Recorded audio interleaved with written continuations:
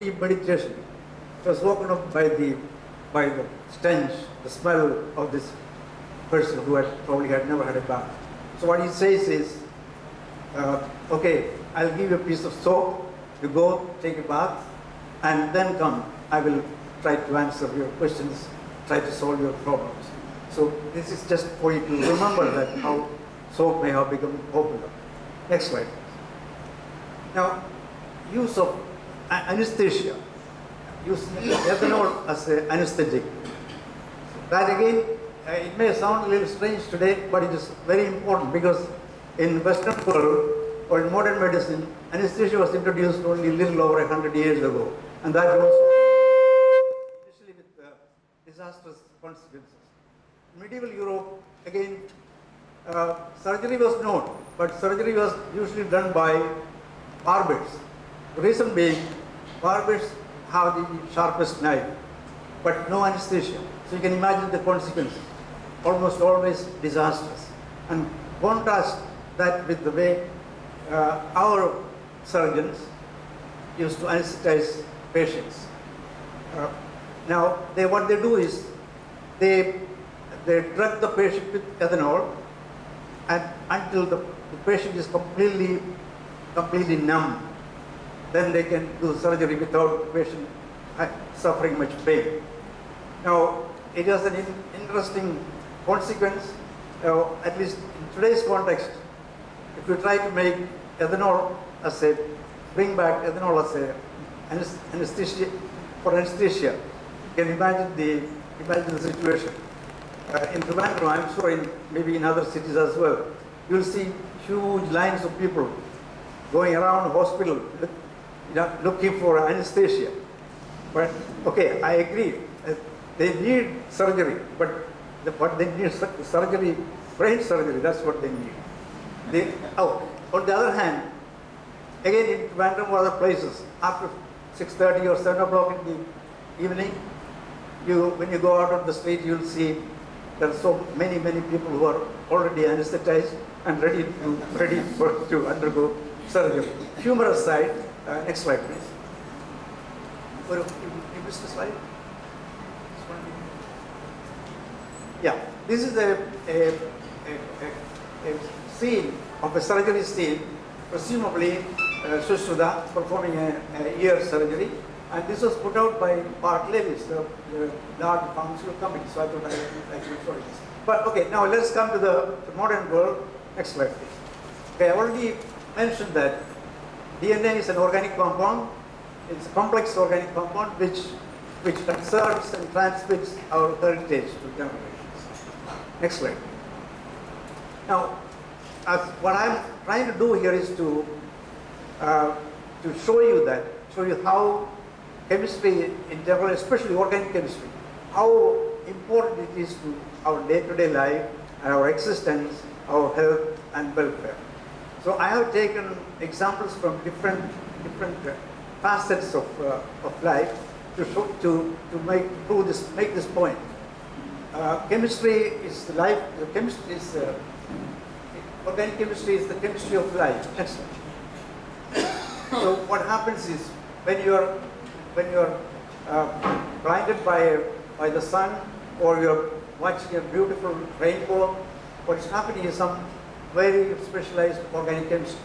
This material, this compound, 11-cis-retinal, forms a shift base with proteins in the system, and that undergoes light absorption.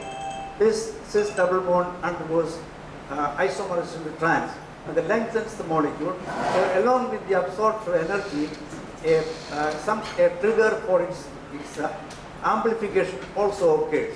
And finally, the initial signal is transduced to neural signal, and also ultimately to imaging. This is what happens.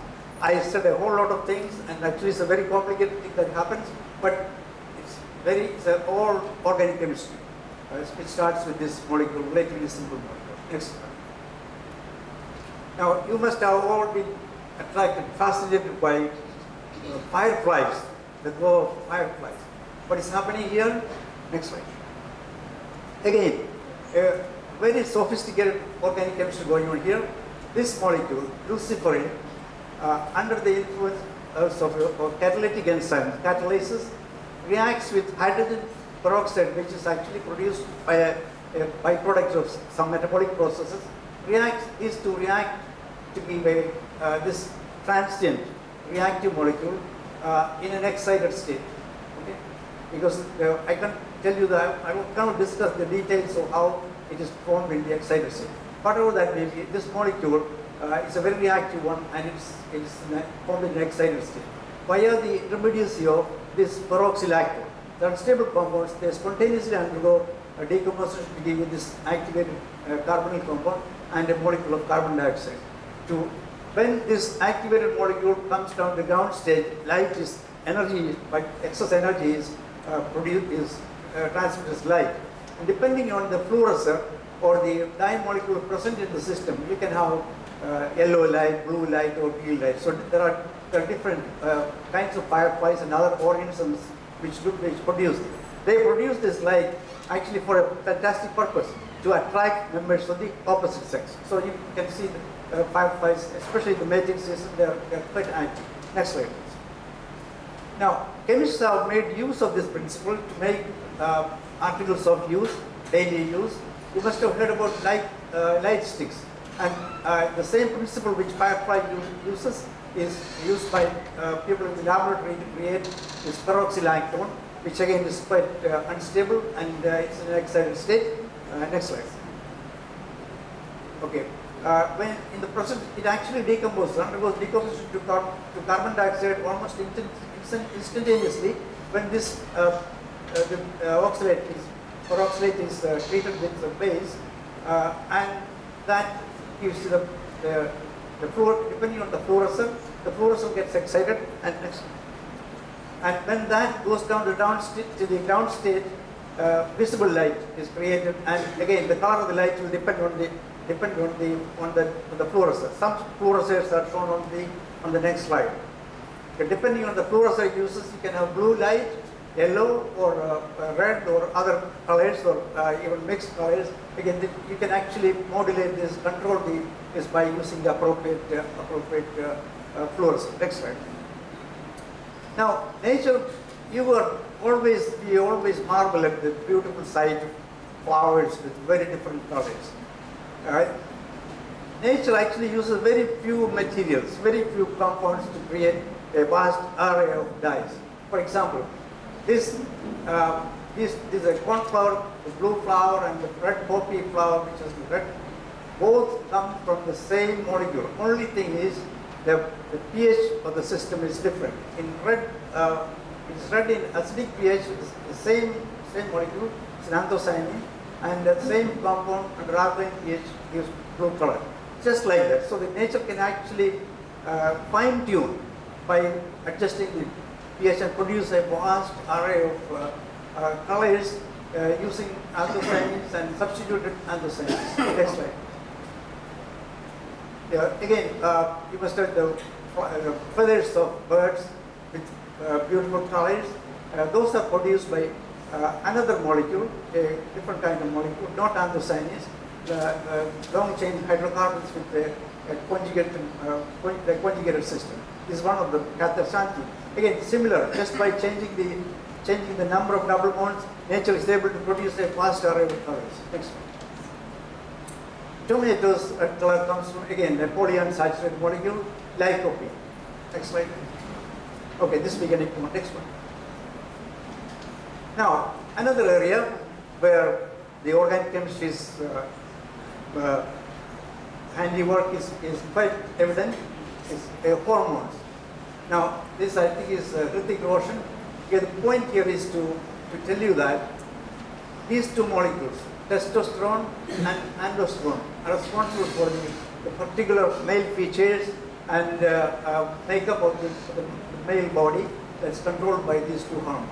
On the other hand, I think this is Aishwarya Rai. Her features and the female attributes are regulated, controlled, or produced by estradiol mainly. Progesterone is a hormone which is associated with pregnancy, This is very important in preserving the pregnancy. Next. And scientists have taken advantage of this knowledge of chemistry to use artificial materials which have other uses, like ethynyl estradiol, norethindrone, and these are the active ingredients of the anti-fertility agents, and there are some other compounds. So these are the ones you are present in anti-fertility compound. Now, this kind of chemistry has also been abused. For example, here's an abused compound. This is a compound which is a steroid derivative, which if taken can lead to building of muscles. So athletes use it, but it's a drug which is considered abused, and so it is banned drug. Next slide. Now we have given our physical makeup and how male or female get their particular attributes are shown with the hormones. Our thinking and our various other things are controlled by neurotransmitters, our general health and various things. Now, again, I'm taking only selected examples of. Go back one. Yeah. I'm just taking the example of few of these compounds which are very important neurotransmitters, and they have very important. They play a very significant role in our makeup and our behavior, our health, etc. Serotonin is the mood molecule. It is responsible for the psychological balance, and adequate level will give you the normal personality. If the amount of the serotonin is higher, generally you will say overactive people, and serotonin is less, you get a kind of a passive kind of personality. Now these two, norepinephrine and adrenaline, they are actually very closely linked compounds. They are stress molecules. Their use is they prepare you to undertake very strenuous tasks and also you can face very difficult circumstances. You can suppose a charging bull is coming against you, or a knife wielding marauder is charging at you. You have two options: run away from it or fight. And for that you need extra energy. That is provided by these two molecules, stress molecules, I already said, and release of this in the adrenal cortex eventually helps to raise the glucose level in the blood, and that's what gives the extra energy needed. And this one, norepinephrine, also gives a sense of focus and a sense of vitality. But the champion of this group is an even smaller molecule, a related molecule. Next one. This is considered to be the molecule responsible for interpersonal interactions, vitality, affection, love, falling in love, etc. This molecule is called the falling in love molecule, or some P. Again, I'll show you a cartoon to impress upon this. And next slide, please.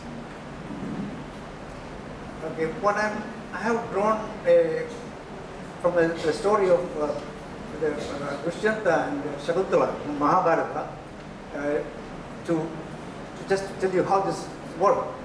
And for the intention behind selecting this particular story is different. That is to make a cultural, a civilizational link, connect you. For instance, if an average college or high school student, if you ask Kalidasa, they will probably give a shrug. I was giving this talk at the University of Hyderabad once, and I asked, do you know Kalidasa? Somebody raised his hand and said, yeah, he teaches physical chemistry. It's very good. They were talking to a professor there, Kalidasa. But the average person, yes, some people say, oh yeah, I have heard about Kalidasa. He's the Indian Shakespeare.